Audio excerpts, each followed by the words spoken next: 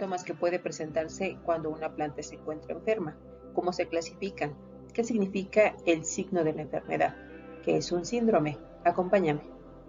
Para que puedas diagnosticar las enfermedades a nivel de campo o en tu laboratorio, se debe de aprender a diferenciar e identificar la sintomatología, de tal forma que nos guíen en el diagnóstico diferencial, para que después puedas ofrecer un manejo integral certero. Para poder realizar un diagnóstico certero de la enfermedad debemos de considerar varios puntos. Primero, hay que seleccionar el material vegetal adecuado, teniendo cuidado de recolectar muestras que presenten síntomas primarios o síntomas típicos que nos orienten en el diagnóstico para poder diseñar un protocolo para su aislamiento e identificación del microorganismo, así como implementar las pruebas adecuadas de patogenicidad para corroborar el diagnóstico, considerando que si estamos frente a una enfermedad del tipo cuarentenario, debemos de comunicar a las autoridades correspondientes. Además de diseñar un adecuado esquema de estrategias para el manejo integral de la enfermedad. En este curso vamos a ir entrenando a nuestros ojos para poder detectar estos síntomas y estos signos típicos o característicos de alguna enfermedad.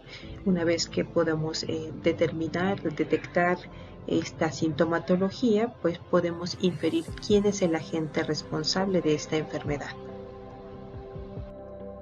En esta imagen yo les muestro estas lesiones acuosas que conocemos como el síntoma del tizón.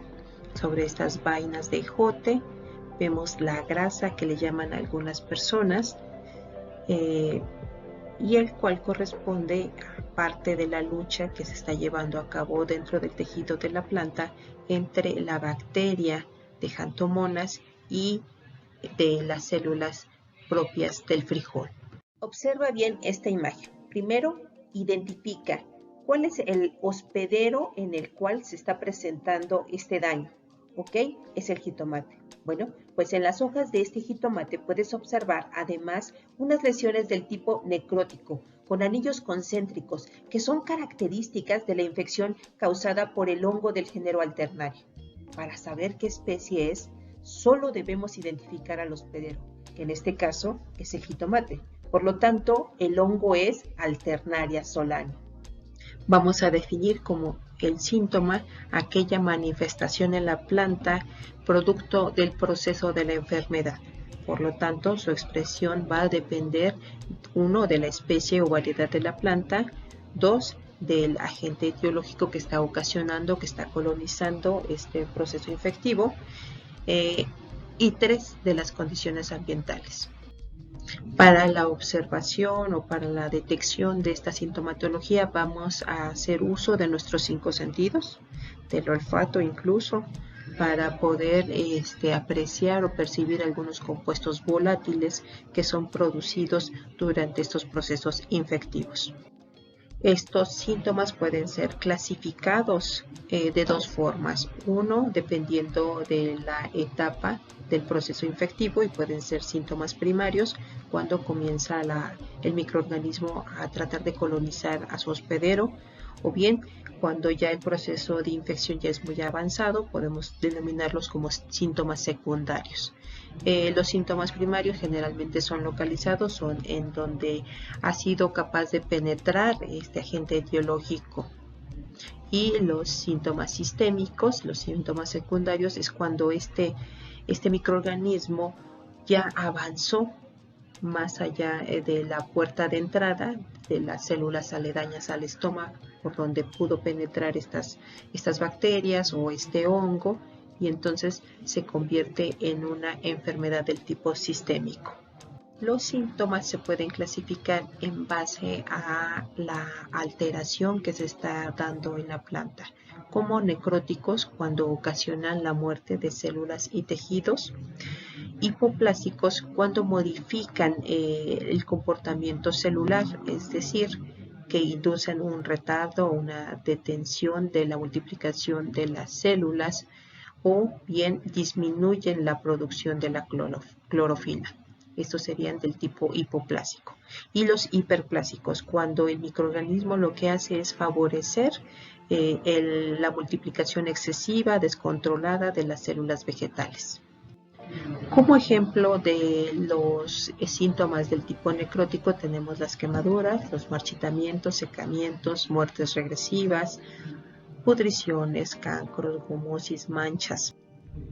Dentro de los síntomas hipoplásicos, es decir, donde estamos alterando la velocidad de crecimiento o disminuyendo la producción de la clorofila, pues tenemos a la clorosis, el enanismo, la alternancia de diferentes tonalidades de verde que se le conoce como mosaicos, moteados, amarillamientos, esto debido a la disminución de la clorofila. Esta clorofila es de color verde, es un pigmento verde, y en ausencia de esta pues se puede observar una hoja de color amarillo, la etiolación, el albinismo o los achaparramientos. Y dentro de los síntomas englobados en los hiperplásicos tenemos la formación de agallas, callos, enrollamientos, sarnas, fasciaciones, virescencias, heteropías y filodias, que a continuación vamos a describir. ¿Qué te parece si te presento algunos ejemplos de los síntomas hiperplásicos? El primero de ellos son las agallas, el cual son el resultado de la producción de hormonas de crecimiento por el agente etiológico y que van a inducir un crecimiento desorganizado de las células del tejido vegetal. Otro ejemplo de los síntomas hiperplásicos es la fasciación. Nosotros conocemos que las plantas tienen un meristema apical, que normalmente se concentra el crecimiento alrededor de un solo punto y produce tejidos más o menos cilíndricos. Pero en este caso, los tejidos comienzan a alargarse de forma perpendicular a la dirección del crecimiento. También tenemos la producción de sarnas, en las cuales corresponden a tejidos celulares que se desarrollan como costras y demeritan la calidad de los productos. Aquí tenemos la sarna en aguacate, en manzana y en papa. También pueden incrementarse la producción de clorofila en lugares donde no deben de producirse este pigmento. Tal es el caso de la virescencia, en donde los pétalos comienzan a sintetizar este pigmento de color verde. Cuando hablamos de filodia, estamos haciendo referencia a la involución de los tejidos y la formación de hojas en sitios donde no les corresponde. Tal es el caso de esta infección por fitoplasmas en las fresas, en donde comienzan a crecer, a brotar hojas sobre el tálamo. Como ya sabemos, los órganos de las plantas tienen un eje de crecimiento. Cuando se pierde este patrón espacial de desarrollo, se llama heteropia.